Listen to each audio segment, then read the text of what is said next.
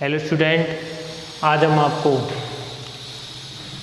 कल मैंने आपको बताया था दो समतलों के मध्य कोण, दो रेखाओं के मध्य कोण, है ना। आज मैं आपको बताऊंगा एक रेखा और एक समतल के मध्य कोण। और उसमें मैंने आपको कल जो बताया था तो समांतर होने की कंडीशन, दो रेखाएं कैसे समांतर होती हैं, दो समतल कैसे समांतर होते हैं, है ना। इसी प्रकार हम आज आगे चलते हैं।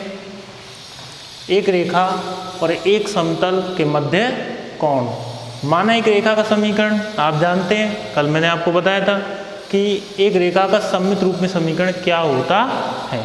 अब रेखा का समीकरण तो पॉपुलर यही है ना, इसके अलावा कोई पॉपुलर फॉर्म नहीं है इसकी, ठीक है। लेकिन समतल के हैं, समतल के फॉर्म भी बताए थे, एक अंतःखंड और एक और होता है लंब रूप, वो मैं आपको बता दूंगा कभी भी, उसमें कोई डिफरेंट नहीं है।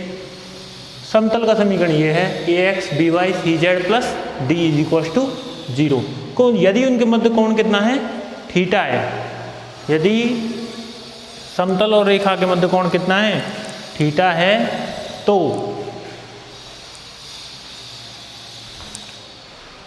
तो यहाँ cos थीटा नहीं निकलेगा। अब कल क्या निकल रहा था, cos थीटा, किसके मध्य, दो समतलों और या दो रेखाओं के मध्य कोण कितना निकला था, cos थीटा। लेकिन आज नहीं निकलेगा, आज क्या निकालेंगे, sin थीटा। इसका रीज़न तो अलग है, लेकिन आप याद ही रख लेना क्या, sin थीटा। क्योंकि एक समतल के खुद के दिक्कनुपात नहीं होते, किसके होते हैं, उसके अभिलंब रेखा के दिक्कनुपात होते हैं। और एक रेखा के क्या होते हैं, खुद के दिक्कनुपात होते हैं, ठीक है ना। इसलिए हम जब समतल और रेखा के मध्य कोण निकालेंगे तो समतल के अभिलंब और रेखा के दिक्कनुपात के मध्य कोण निकालेंगे, ना कि समतल के खुद के नहीं होते, क्या होते हैं, समतल के अभिलंब रेखा के, ठीक है ना। तो वहाँ cos 90 माइनस थीटा क्या हो जाएगा, यहाँ sin थीटा, ये मान लो बस। वही AL BM CN और वो L² M² N² और A² B² C²। हम यहाँ दिक्कनुपात मान के चल रहे हैं, दिक्कजय मान के हम यहाँ नहीं चलेंगे बिल्कुल भी, ठीक है। तो ये तो कुछ महत्वपूर्ण सूत्र यहाँ पे मैं एंड करता हूँ। सूत्रों का तो कोई एंड है ही नहीं, है ना। लेकिन और जो जरूरत पड़ेगी,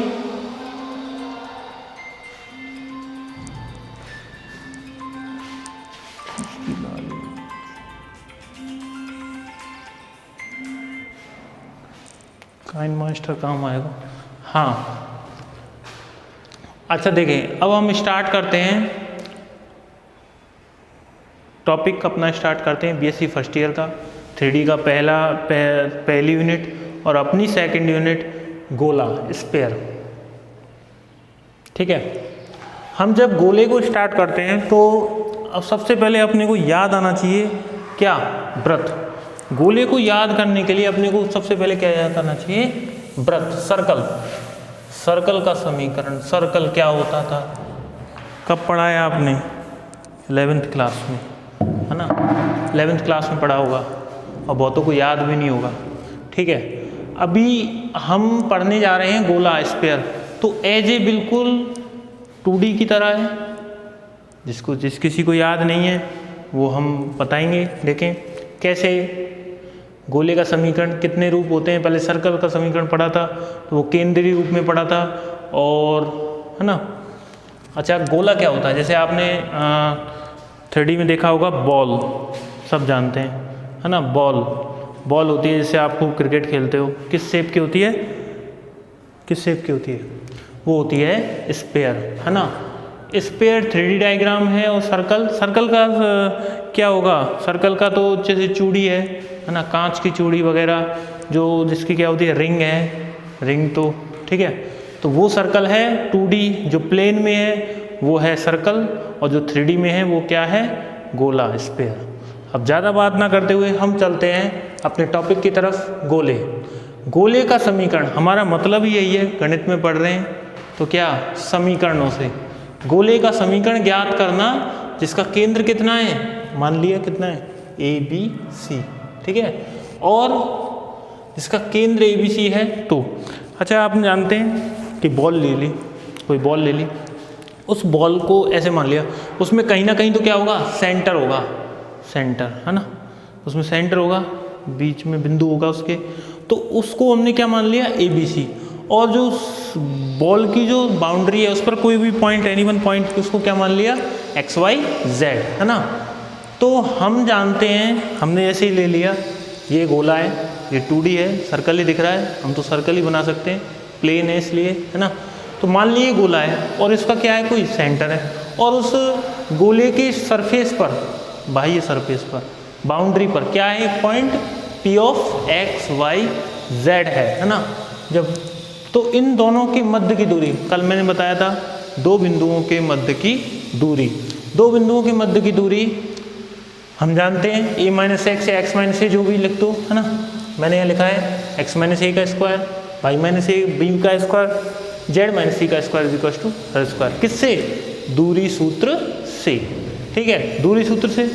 अच्छा, फिर हमने इसको होल स्क्वायर को खोला, इन तीनों के होल स्क्वायर को, x square plus y square plus z square, मतलब x square plus a square plus k minus k 2x और y square plus b square है ना, ऐसे सॉल्यूशन कर लेंगे, x square y square z square, 2x 2by 2cz a square b square c square, और इधर को are square को लेकर कितना, माइनस का आर स्क्वायर। ठीक, यहाँ तक हम आ गए। समीकरण नंबर कितना दे देते हैं, 1 दे देते हैं, कितना दे दोस्तों, 1। अच्छा, फिर हम कहते हैं कि मान लेते हैं, क्या मानते हैं, क्योंकि हमको क्या चाहिए, हमको तो एक स्टैंडर्ड फॉर्म चाहिए, हमारे इससे काम नहीं चल रहा है ना। ठीक, हमने मान लिया, इसको क्या मान लिया, माइनस ए को क्या मान लिया, u, माइनस बी को क्या मान लिया, v, और माइनस w को क्या मान लिया, माइनस सी को क्या मान लिया, w। ठीक है। अच्छा ये इनको क्या मान लिया हमने, u, v और w है ना। और जो कांस्टेंट टर्म है उसको क्या मान लिया, कांस्टेंट टर्म कितनी बची, इसमें कोई वेरिएबल नहीं है, इसको क्या मान लिया, a square b square c square minus k r square, क्या मान लिया इसको, d, कोई कांस्टेंट मान लिया, नया कांस्टेंट, जैसे जो भी जड़ जोड़ बाकी गुणा भाग होगी कितना आ जाएगा, d आ जाएगा है ना। अब हम जानते हैं कि r क्या है यहाँ, सर्कल की स्फीयर की रेडियस, तो रेडियस कितना आ जाएगा, रेडियस को निकाल दो आप, यहाँ से कितना आएगा, a square b square c square minus k d है ना। और हमने क्या माना है यहाँ पे, ये माना u v w माइनस के है ना, तो माइनस पे डले गए, ठीक है। ये सारे वैल्यू हमने यहाँ रख दिए, तो स्फीयर की गोले की त्रिज्या कितनी आएगी, r बराबर अंडर रूट में u square plus b square plus डब्ल्यू स्क्वायर माइनस के टी।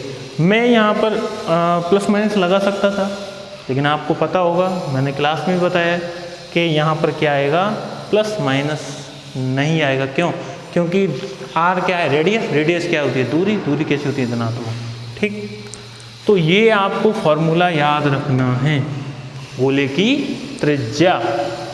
ठीक है, इसके बाद हम चलते हैं गोले के केंद्र के निर्देशांक क्या होंगे, ये रहे ना, कितने हैं, ABC, ये माने हमने। ठीक, अच्छा, फिर हम चलते हैं, ये हमने O बिंदु माना जिसके कोऑर्डिनेट कितने, ABC थे। अच्छा, फिर हम चलते हैं कि हमने ABC को क्या माना, पता ना, ABC मतलब ये रहे ना, A बराबर माइनस यू, B बराबर माइनस पी, C बराबर माइनस W है ना। ठीक, अच्छा, फिर हम देखते हैं A का मान रख दो, minus u minus b minus W, तो केंद्र के निर्देशांक कितने होंगे, गोले के केंद्र के, माइनस v और minus u minus b minus W। ठीक, अच्छा, फिर हम इन वैल्यू को इसमें पुट कर देते हैं, एक्स, तो क्या होगा, x square plus y square plus z square, कहाँ से, समीकरण नंबर 1 से, समीकरण 1 से, कितने से, 1 से, ये आ गया। इसको क्या बोलते हैं हम, इसको गोले का क्या है, व्यापक रूप में समीकरण कहलाता है, जनरल फॉर्म, स्फीयर का इक्वेशन इन जनरल फॉर्म, ये आपको याद भी रखना है। जैसे आपको सर्कल में पता होगा, वहाँ जेड कोऑर्डिनेट नहीं होता था, बाकी सब होते थे। ठीक है, हाँ, यहाँ पे सी आ जाता था शायद। ठीक है, ये है, और ये त्रिज्या याद रखनी है, u square plus b square plus डब्ल्यू स्क्वायर माइनस के डी है ना। बहुत सरल है, कोई दिक्कत नहीं है ना। अब हम इसके बाद चलते हैं, इसके बाद हम देखेंगे इस पर आधारित कुछ क्वेश्चंस, है ना, छोटे छोटे सरल सरल से क्वेश्चन। अच्छा, आपका जो क्वेश्चन है मैं आपको ले लेता हूँ। सबसे पहले इजी से स्टार्ट करते हैं, है ना। सबसे पहले मैं ले लेता हूँ आपको सेकेंड डे का फर्स्ट, पहले क्वेश्चन का फर्स्ट। पेज नंबर है 24, मेरा पेज नंबर ये है, आपका देख लेना नई पुरानी बुक के हिसाब से JPH, ठीक है। x² + y² + z², है ना, -4x + 6y और -8z + 4 = 0। ये एक समीकरण दिया हुआ है किसका, नॉर्मल सी बात है, जब चैप्टर गोला है तो गोले का ही देगा, है ना। और इस गोले के समीकरण के हमको क्या निकालने हैं, सेंटर, और क्या निकालनी है, रेडियस, ये अपने को निकालना है। तो हम जानते हैं चूंकि यह समीकरण, चूंकि सॉल्यूशन देखें इसका क्या होगा, चूंकि गोले का व्यापक समीकरण, व्यापक रूप में समीकरण क्या होता है, वो लिख रहा है उधर x² y² z² 2ux 2vy 2wz + d = 0। तो होता है, तो इसका केंद्र, केंद्र क्या होगा, इसका केंद्र होगा -u, उधर सब अपने को अभी अभी बताया है -w, ठीक है। अच्छा, है ना। तो यहाँ पर देखें अपन, जब इसकी इस समीकरण की जो दिया हुआ गोला है और ये अपने को जो अपन जानते हैं, है ना, जनरल फॉर्म में, इससे तुलना करें तो x² का x², y² का y², z² का z² से तुलना करें, यहाँ तक को इससे यहाँ तक को सेम है। यहाँ देखें 2u की जगह कितना है, -4, u का मान कितना आ जाएगा भाई, -2, 2v कितना है 6, है ना, तो v कितना आ जाएगा 3, 2w कितना है -8, w कितना आ जाएगा -4। तो केंद्र कितने आ जाएंगे, केंद्र -u -v -w कितना आ जाएगा, केंद्र आ जाएगा अपना 2 3 4, 2 -3 4, ठीक है। और त्रिज्या कितनी आएगी, त्रिज्या आएगी u² + v² + w² - d, u², है ना।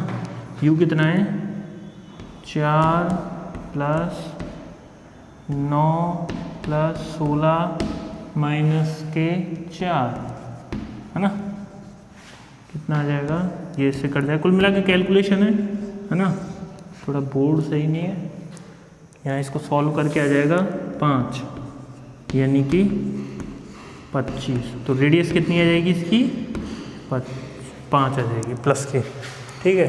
ये है, बाकी आपको सेकंड और थर्ड आपको करना है ना, इजी है, कोई दिक्कत नहीं है। सेकंड में 2 को नीचे ले जाइए और 2 को नीचे ले जाके फिर करना है ना, 2 सब में से x² y² z² में से कॉमन लेना है 2, और उसके बाद उसको अपॉन में ले जाना है, डिवाइड देके, तो u आ जाएगा कितना,